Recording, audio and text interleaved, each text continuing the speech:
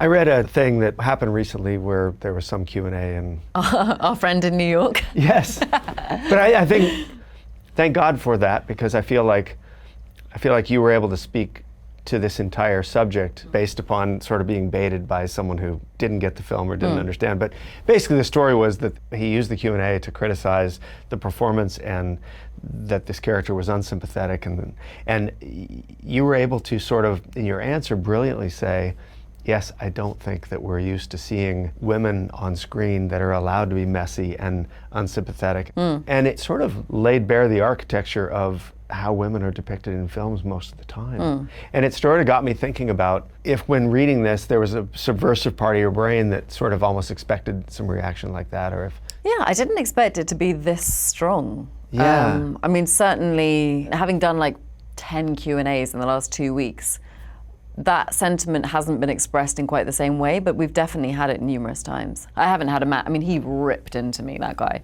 and into the performance, and he was like, and that kid is just so namby-pamby and just takes everything and he doesn't say anything. It was just so unrealistic. And I was like, have you met a 14-year-old? They're not like...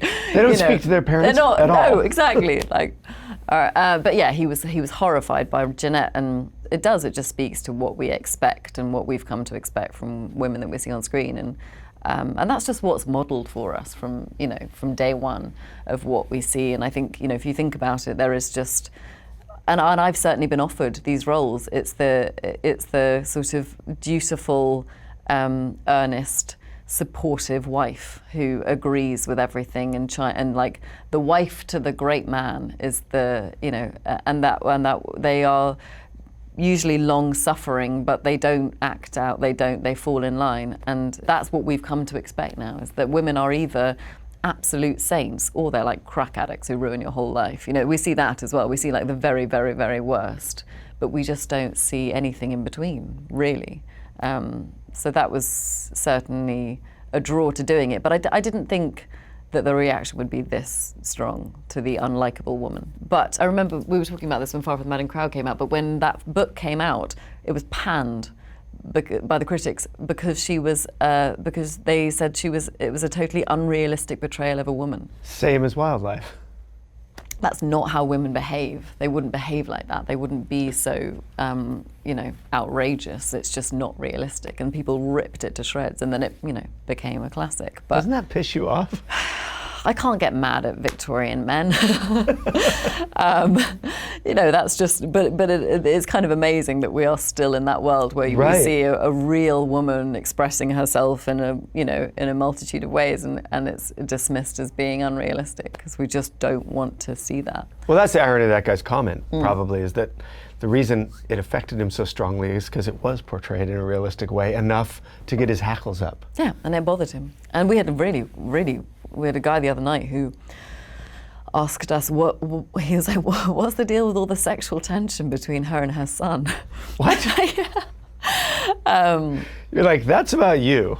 Fully, but right, isn't that interesting? But the way that he framed the question wasn't the question to answer, so I kind of shut it down. But then we did have a conversation about it with, I talked about it with a psychologist who reframed the question, and it is interesting, but I think what Jeanette's trying to do is, this is all about reinvention. This is about, like, I've been a mother and a wife for so long, I can't remember who I am. Like, I can't remember if I had a personality outside of being these two things to these two men. Like, I'm now just mum and just wife, and like I was someone when I was 19, now I can't remember who it is. But then, so part of what she's doing, I think, is trying to completely destroy that image that she had, which feels to her like a lie. Like, I'm not that woman, I'm not that perfect woman, I'm not, everything you thought I was, I'm not. So erase all that, forget who that was, and we'll start again.